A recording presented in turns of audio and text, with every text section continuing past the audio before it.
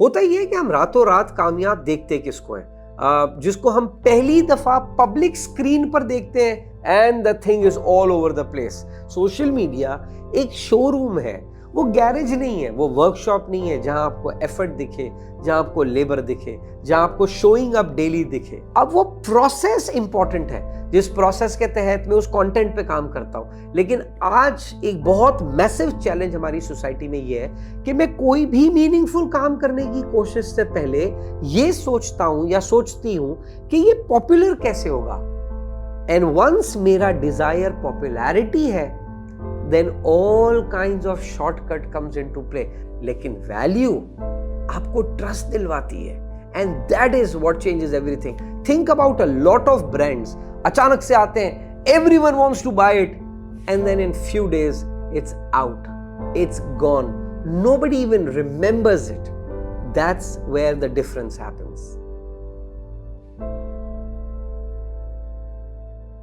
अच्छा, ये पॉडकास्ट का मेरा जो इंस्पिरेशन बना वो ये बना कि थोड़ा अर्सा पहले ट्रेनिंग करवा रहा था, तो एक पार्टिसिपेंट मेरे पास आया यंग। उसने कहा यार जिंदानी कोई यार लकी बात बताए। मैं कहा ये कौन होती है लकी बात? उसने कहा यार वो जो होती है ना, पारी हो रही है, एक बात कोई ऐसी बोल दे and you are all over the place. ऐसा कुछ करना है जिंदगी में। और मैं ये सोचता रहा कि यार ये तो कितना ही खतरनाक गैम्बल हो सकता है लाइफ के लिए। And perhaps that was a time when I thought I must do something. I must do a conversation around this subject. Assalamu alaikum, Suhail Zindani here and I welcome you to the Suhail Zindani podcast. आज के हम topic पे आए जो कि बहुत exciting topic है, at least मेरे लिए तो बहुत एक्साइटिंग है। बट उस टॉपिक पे आए उससे पहले एक कॉन्सेप्ट मुझे आपके साथ डिस्कस करना है, और वो है who is it for and what it is for। Who is it for? What it is for। आप लाइफ में कोई भी चीज करें, कोई किसी बिजनेस पे काम करें, कोई चीज ऑफर करें किसी को, कोई सर्विस लेकर आए, जो भी करें, ये दो सवालात का जवाब देना बहुत जरूरी है। Who is it for? What it is for। हुआ ये कि जब हम ये पॉडकास्ट कर रहे हैं तो बहुत सारे हम लोगों को कमेंट्स आते हैं कि यार इन सब्जेक्ट्स पे भी पॉडकास्ट करें। अच्छा, वो कौन से पॉडकास्ट हैं? क्योंकि मेरे ज़्यादातर लिसनर्स या परहैप्स अब तक के मेजॉरिटी लिसनर्स कॉर्पोरेट से हैं, जिसमें मैं प्राइमरीली काम करता हूँ। तो बहुत सारे सजेशंस आते हैं कि how to handle boss, how to delegate work, how to manage time at work, इन सब्जेक्ट्स के ऊपर हम पॉडकास्ट करें। मैं बिल्कुल चाहूँगा इन सब्जेक्ट्स पे पॉडकास्ट करना, लेकिन वो इस पॉडकास्ट में हम नहीं कर सकते। क्यों नहीं कर सकते? क्योंकि ये दो सवालात, who is it for, what it is for. Who is it for, ये पॉडकास्ट मैं कॉर्पोरेट के लिए करता ही नहीं हूँ। ये पॉडकास्ट तो मैं फैमिलीज़ के लिए करता हूँ। ये पॉडकास्ट मैं सोशल लिसनर्स के लिए करता हूँ। इस पॉडकास्ट का मेरे कॉर्पोरेट काम से कोई ताल्लुक नहीं है, और इसलिए इन पॉडकास्ट के अंदर हमारी कोशिश होती है कि हम उन टॉपिक्स को कवर करें, उन टॉपिक्स के ऊपर बात करें जिसकी फैमिली रेलेवेंस है, जिससे आप सब अपनी फैमिली में बैठ के देख सकें, सीख सकें, इंटरैक्ट कर सकें। तो एक तो ये who is it for clear है, it's not for corporate, it's for social, it's for families. What it is for, क्यों है, इससे मेरे को अचीव क्या करना है? More business? नो। इसका व्हाट है to create that necessary dialogue in our family, in our society about things जो हम रोज देखते हैं, लेकिन शायद उसके बारे में हम उस तरह से सोचते नहीं है, उस तरह से परसीव नहीं करते उसको, और फिर उस तरह की गुफ्तगू उस पर नहीं कर पाते। तो this is just to answer to all those comments, very kind comments and very kind suggestions that comes our way। But इस पर्टिकुलर पॉडकास्ट का हु इज इट फॉर भी अलग है, व्हाट इट इज फॉर भी अलग है, और इसको समझना बहुत ज्यादा जरूरी है। आज का टॉपिक, रातों रात कामयाब होना। Oh god, yes, I am sure आप में से बहुत सारे लोग थंबनेल पे इसको देख कर आए होंगे। रातों रात कामयाब होने का के सुनहरी तरीके आई डोंट नो, बट ये रातों रात कामयाब, रातों रात अमीर, ये कैसे होते हैं? इसकी साइंस क्या है, इसकी आर्ट क्या है, इसको आज हम इस पॉडकास्ट के अंदर समझेंगे, एक्सप्लोर करेंगे। और ऑफ कोर्स अगर हमें उसमें हमारा कनेक्शन उसके साथ बनता है तो फिर ऑफ कोर्स हम उसको अपनी कम्युनिटी में, अपने लोगों के साथ डिस्कस जरूर करेंगे इन पर्सपेक्टिव्स को, जो आज हम इस पॉडकास्ट के अंदर एक्सप्लोर करेंगे। आइए स्टार्ट करते हैं। सबसे पहला पॉइंट है the myth of overnight success. Yes, the myth of overnight success. ये जो रातों रात कामयाब होने की जो मिथ है ना, इसको पहले समझते हैं, ये है क्या, ये घुसी कहां से? होता ही है कि हम रातों रात कामयाब देखते किसको है, जिसको हम पहली दफा पब्लिक स्क्रीन पर देखते हैं and the thing is all over the place. So मिसाल के तौर पे कोक स्टूडियो में एक सिंगर आती हैं, let's take Natasha Baig, comes up sings क्यों जियाकार बनूं सूद फरामोश रहूं, and the song is all over the place, and what we'll say overnight success. Overnight success? Or were there many days and nights of practice and of showing up and of being rejected and of being told that this is not you, ये तुम्हारे काम का नहीं है, ओ जी ये media में कामयाब होना तो मुमकिन ही नहीं है, तुम जहां से आई हो पॉसिबल ही नहीं है जी, वाइंड इट अप। ये उस काउंटलेस डेज और नाइट्स को टॉलरेट करने के बाद जो एक सॉन्ग आया जिसको हम कहते हैं overnight success, isn't it funny? एक क्रिकेटर, एक स्पोर्ट्स पर्सन जो एक दिन भागता है और फाइनली वो रेस जीतता है, and then you are all over the place with that player, that sportsman, that cricketer, whoever, and we think it's an overnight success. Really? Overnight success? Do you really know कि how long that night has been?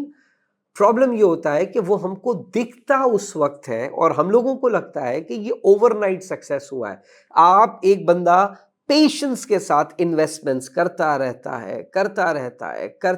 है and then all of sudden with the blessings of compounding, this person has some serious wealth, and then you say overnight success. That's so much fun, isn't it? तो पहली तो चीज हमें इस myth से बाहर आना पड़ेगा कि कोई ओवरनाइट सक्सेस नाम की कोई चीज होती है। बट हमारी सोसाइटी में एक फैक्टर है जिसको हम एक्चुअली ओवरनाइट सक्सेस कह सकते हैं, उसको थोड़ा आगे चल के डिस्कस करेंगे, the overnight success of party हो रही है। This brings me to the second very important point, और वो क्या है? Social media is a showroom. It's not a workshop or the garage. Yes, social media is a showroom. It's not the workshop, it's not the garage. यानी आपको जो दिखता है वो एक्सट्रीमली रिफाइंड प्रोडक्ट होता है और आपको लगता है ये तो कमाल हो गया, रातों रात कमाल हो गया।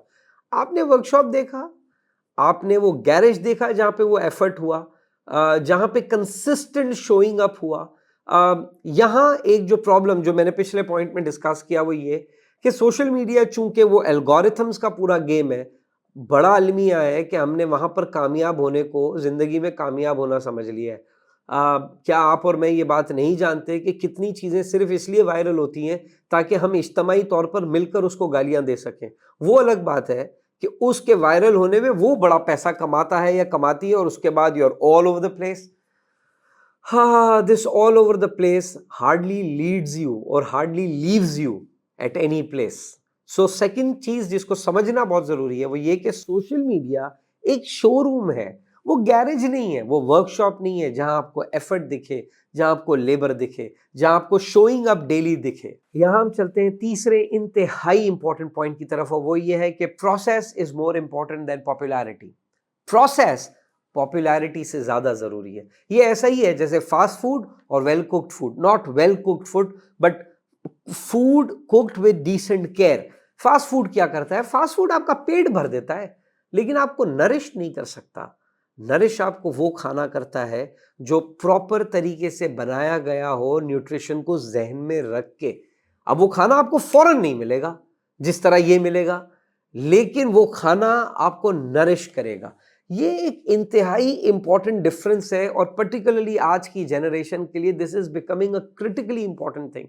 मैं ये पॉडकास्ट कर रहा हूं, मेरे लिए कितना ही मुश्किल होगा इस बात को कि मैं हर पॉडकास्ट को पेड करूं, उसको मार्केट करूं, उसको स्पॉन्सर करूं, उसके शाउट आउट्स दिलवाऊं, बट हमें जाना पड़ेगा who is it for and what it is for.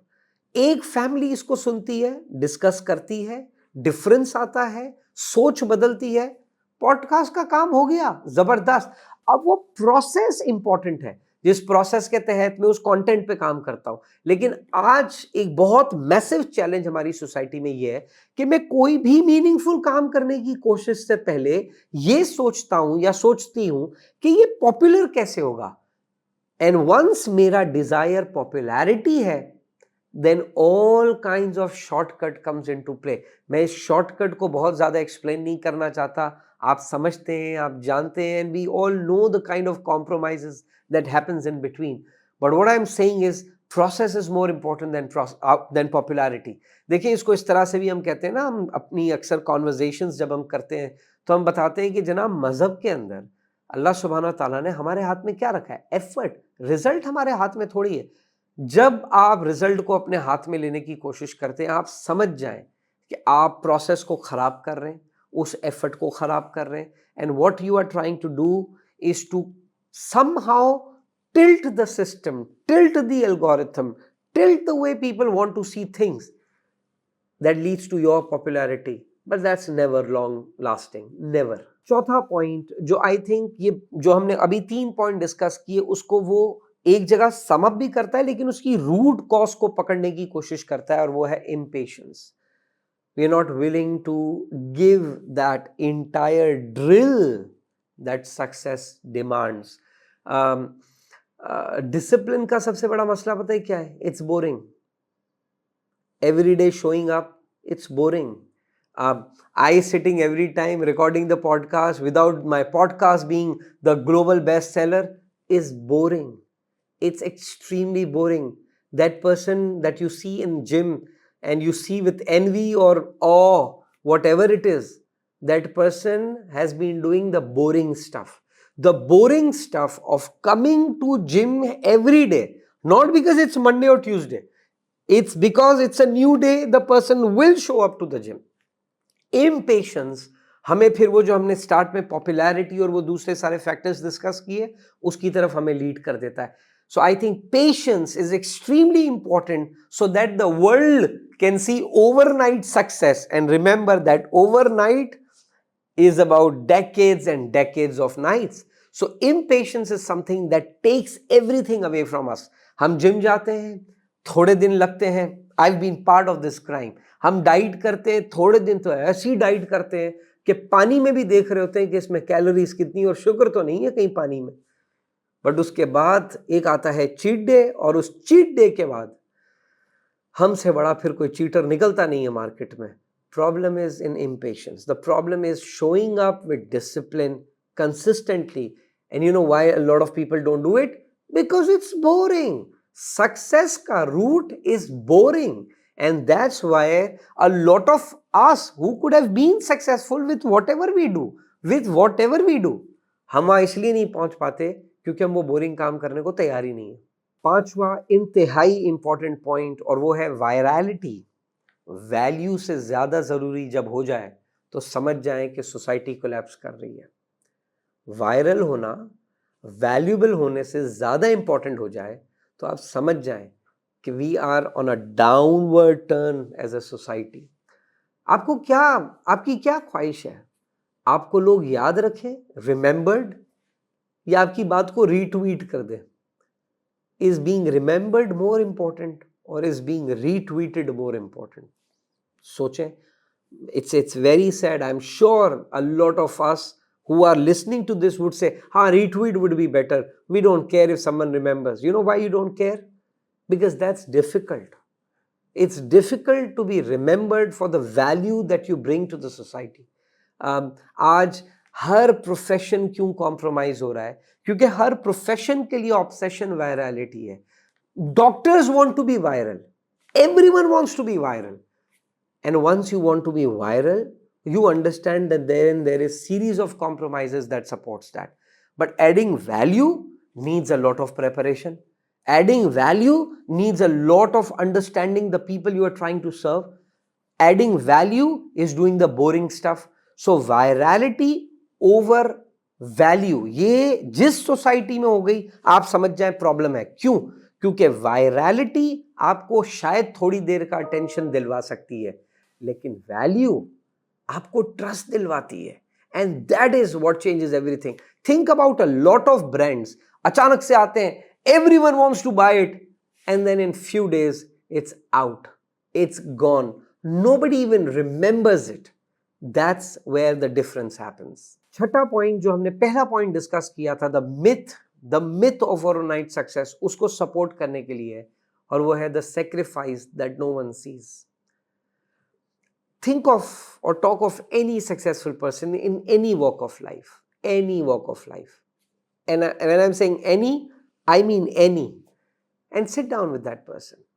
Try to understand the person's journey, and you'll know that there has been a lot of sacrifices, a lot of rejection emails, a lot of missed birthdays, a lot of showing up in picnics where he or she could have gone but would have missed on something which was very important that the person was trying to achieve. आप हम यहाँ बड़े scientist, बड़े sportsman, हमने कितनों की कहानियां सुनी है, from Virat Kohli to Azad to Jinnah to so many. इन सब की कहानियों के अंदर एक चीज जो बहुत कांस्टेंट हम देखते हैं, वो ये देखते हैं कि in order to achieve value, in order to achieve success in any particular walk of life, there has to be and there will be sacrifice. हमारे यहाँ आजकल जो ये वर्क लाइफ बैलेंस का एक बड़ा कॉन्वर्जेशन है, मैं इस कॉन्वर्जेशन को मैं प्रिंसिपली सपोर्ट करता हूँ. यस, हमारी लाइफ के हर इंपॉर्टेंट एस्पेक्ट को हमें टाइम देना चाहिए और वो इंतहाई ज़रूरी है. लेकिन ये बात भी क्लियर है कि जब डॉक्टर बारी इंडस हॉस्पिटल की तामीर कर रहे थे, तो मैं ये नहीं मान सकता कि वो अपने घर को, अपनी फैमिली को और अपने दोस्तों को उतना टाइम दे रहे थे जितना आइडियली उन्हें देना चाहिए. मैं ये बात नहीं मान सकता कि मुश्ताक छापड़ा साहब जब TCF हमारे इस मुल्क के बच्चों के लिए बना रहे थे, तो उस वक्त वो अपने बच्चों को उतना वक्त दे पा रहे थे. देखिए, ये बातें थियोरेटिकली करना बड़ी सिंपल है, बहुत सिंपल है. हम में से हर शख्स बैठ के अपने अब्बा के बारे में तबसरा कर सकता है कि उसने हमें इतना वक्त नहीं दिया, लेकिन शायद उस दौरान उसने बहुत कुछ ऐसा किया जो वो ना करते और उसके बाद आपको वक्त देते, तो शायद आपको वो वक्त अच्छा ही ना लगता. Life is about all those sacrifices and understanding of those sacrifices. सातवां और इंतहाई इंपॉर्टेंट पॉइंट, और वो है कि consistency is more powerful than charisma. ये एक तो आजकल जो वो कहते हैं vibe, you know, the charisma thing, the charisma matters. No sir, consistency matters. रोज 2 दफा ब्रश करना है, हमें बताया गया है. हम मैक्सिमम 1 मिनट कर लेते होंगे, तो क्या संडे को 14 मिनट ब्रश करने के बाद जो दांतों में कैरिज्मा आएगा आपका, वर्केबल है? नहीं. कंसिस्टेंसी वर्केबल है, कंसिस्टेंसी कामयाब है, और इसको आप लाइफ के किसी भी कॉन्टेक्स्ट के अंदर अप्लाई करके देख लें. Consistently showing up is more important. Let me give you an example, और इसके ऊपर आपने थोड़ी सी खुद सर्च करनी है. 20 माइल मार्च या 21 माइल मार्च, मेरे बिल्कुल दिमाग से वो ऑफ हो गया. 20 माइल मार्च या 21 माइल मार्च, ये कॉन्सेप्ट डिस्कस किया जिम कॉलिंस ने अपनी किताब ग्रेट बाय चॉइस के अंदर. और ये जो एंटार्क्टिका को एक्सप्लोर करने के लिए 2 एक्सपेडिशंस गए, उनमें से एक जो एक्सपेडिशन था उसने ये फैसला किया कि हम ये 21 माइल मार्च रोज करेंगे, मौसम कैसा ही हो. अच्छा मौसम हो यानी -10, या बहुत बुरा मौसम हो -80, कुछ भी हो, हमने 21 माइल मार्च करना है. जो दूसरा ग्रुप था, उन्होंने कहा नहीं जी, जब मौसम अच्छा होगा, हाँ जी, हम खींच देंगे, हाँ, जितना खींच सकते हुए खींच देंगे. जिस दिन मौसम बुरा हुआ, फिर हम थोड़ा रेस्ट करेंगे, हम बैठे रहेंगे छुप के, ताकि बुरा मौसम छट जाए. एंड यू नो व्हाट, वो जो 21 माइल मार्च वाले जो ग्रुप था, जो कंसिस्टेंटली उसको मार्च करना था, वो पूरा एक्सपेडिशन कंप्लीट करके वापस आए. और ये वाला जो ग्रुप था, ये कहीं बीच में ही सबके सब मर गए. कंसिस्टेंसी की अपनी मैजिक है. कामयाबी के लिए कंसिस्टेंसी बहुत मैटर करती है, कॉन्स्टेंटली शोइंग अप बहुत मैटर करता है. मैं यहाँ पर एक स्टोरी ज़रूर शेयर करना चाहूँगा. ये स्टोरी मैंने थोड़ा अर्सा पहले लिंक्डइन के ऊपर भी लिखी थी. I was doing a training program, और उसमें ये पार्टिसिपेंट मुझे मिलते हैं, और मैंने ट्रेनिंग के अंदर थोड़ा सा फाइनेंशियल लिटरेसी के ऊपर बात की थी, और मैंने कहा कितना ज़रूरी है. ये साहब मुझे मिलते हैं और मुझे बताते हैं कि सुहेल साहब, आज से कोई 27 साल पहले जब मैंने अपना करियर शुरू किया, तो मेरी तनख्वाह 12,500 रुपये थी. मेरे वालिद ने मुझे कहा कि इस 12,500 रुपये में 1,250 तुम्हारे नहीं है, उस 1,250 में आधा पैसे से तुम गोल्ड खरीदो और आधे पैसे से तुम कोई भी स्टॉक खरीद लो. ये शख्स मुझे बताते हुए हंसा भी कि इसने कहा सुहेल भाई उस ज़माने में तो गोल्ड 625 रुपये में भी कुछ ना कुछ आ ही जाता था। इन्होंने मुझे बताया कि आज मेरी तनख्वाह 17,40,000 रुपये, ये बात उन्होंने मुझे जब बताई थी तब की है, 17,40,000 रुपये। मैं अगले साल रिटायर हो जाऊंगा।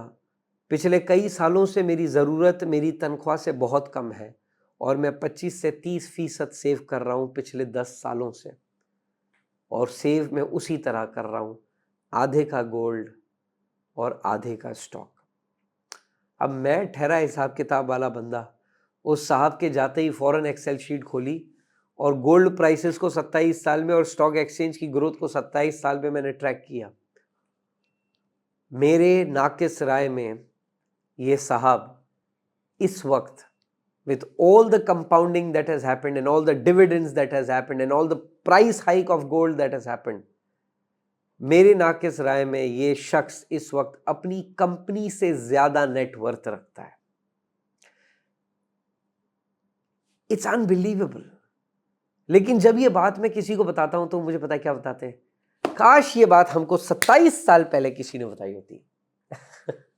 You got the point, you got the problem.